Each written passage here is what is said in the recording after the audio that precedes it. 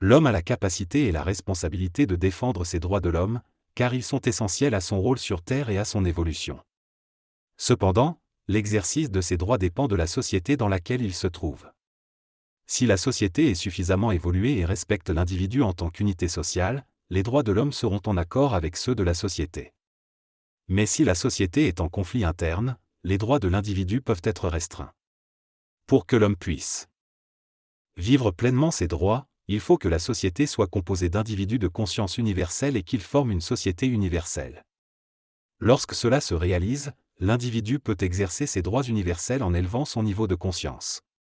En attendant, il bénéficie des droits que la société lui accorde tout en avançant vers une plus grande autonomie. L'individu doit se recentrer sur lui-même pour se détacher progressivement des forces sociales et exercer son droit individuel. La société ne peut plus accompagner l'évolution de l'individu, une séparation se crée entre l'homme universel et la société de masse. L'homme universel se retire psychiquement et cherche à vivre dans son propre espace, tout en travaillant à la création d'une société universelle. Cependant, il ne peut accéder à son véritable esprit que lorsqu'il remet en question l'esprit social dans lequel il a grandi. Une fois éveillé à son droit universel, il peut l'exercer à petite échelle jusqu'à la création de la société universelle de l'homme. Ce passage aborde le droit universel de l'homme et son lien avec sa transformation intérieure. Lorsque l'homme prend conscience de son droit universel, il craint de perdre sa sécurité sociale. Cependant, une fois libéré de son corps matériel, son droit universel prend toute son ampleur et il crée une société universelle basée sur la conscience. Le développement de l'homme universel dépend de sa propre évolution et de l'influence extérieure. Certains recherchent une vie meilleure, tandis que d'autres progressent vers une autre vie grâce à un changement vibratoire.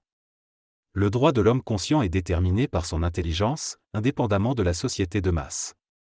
Pendant son expérience sociale, il peut temporairement suspendre son droit universel pour éviter des incompréhensions. Progressivement, il crée une condition de vie où il aura moins à souffrir de la société environnante. Malgré cela, il a besoin de communiquer avec d'autres hommes en attente et s'éloignant des conditions difficiles de la société de masse.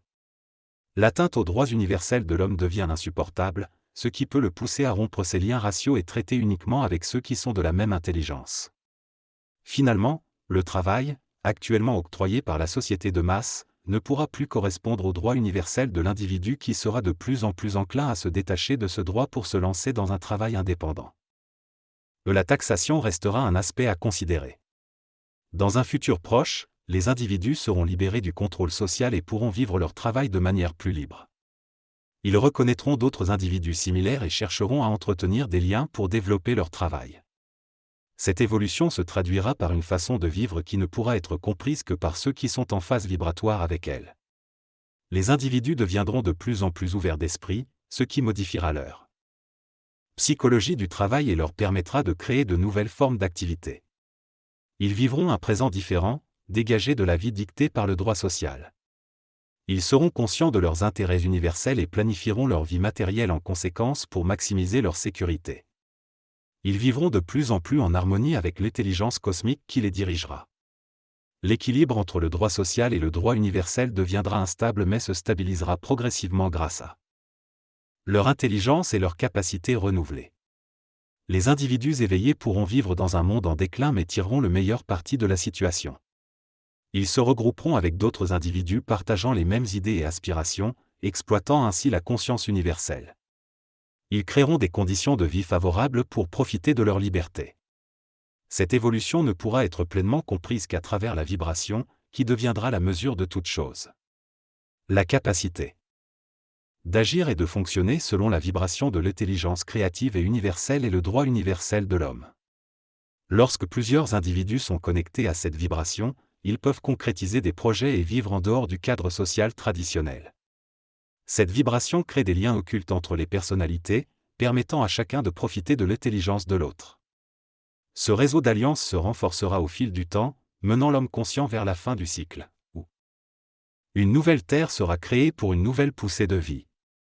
Ce droit universel permet à l'individu d'étendre les frontières de sa vie et de vivre une réalité plus conforme à ses désirs. Lorsqu'il est dans cette conscience universelle, il est libre de faire ce qu'il veut et de réaliser des possibilités de vie matérielle grandioses et libres. Ce pouvoir est alimenté par la vibration de l'intelligence créative et puissante qui relie les individus à une énergie commune. Le pouvoir d'interception est le pouvoir de l'intelligence de l'homme lorsqu'il est libéré de son intellect et de ses émotions.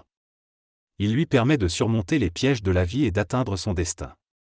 Ce pouvoir est issu de la pénétration de l'intelligence en lui et permet à l'homme d'être en connexion avec les forces dirigeantes des mondes et des galaxies. Lorsque l'homme est libre de se déplacer dans le cosmos invisible, ce pouvoir devient le centre de sa vie. Il lui permet de fonder une chaîne de circonstances qui devient une force organisatrice. Ce pouvoir est universel et est une qualité de la 6e race de l'homme. Il lui permet d'intercepter les vibrations de l'intelligence et de les organiser dans sa vie.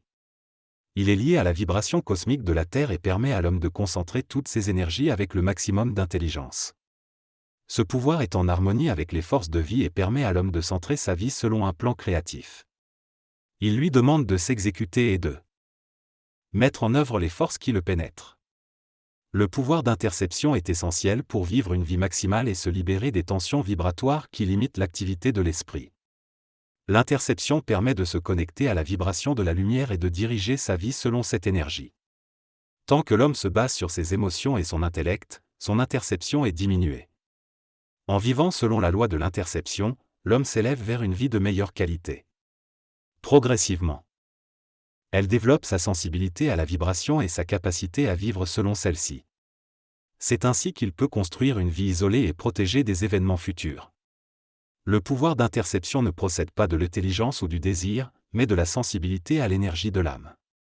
Pour développer cette sensibilité, l'homme doit atténuer les voiles de l'ego, de l'intellect et de l'émotion.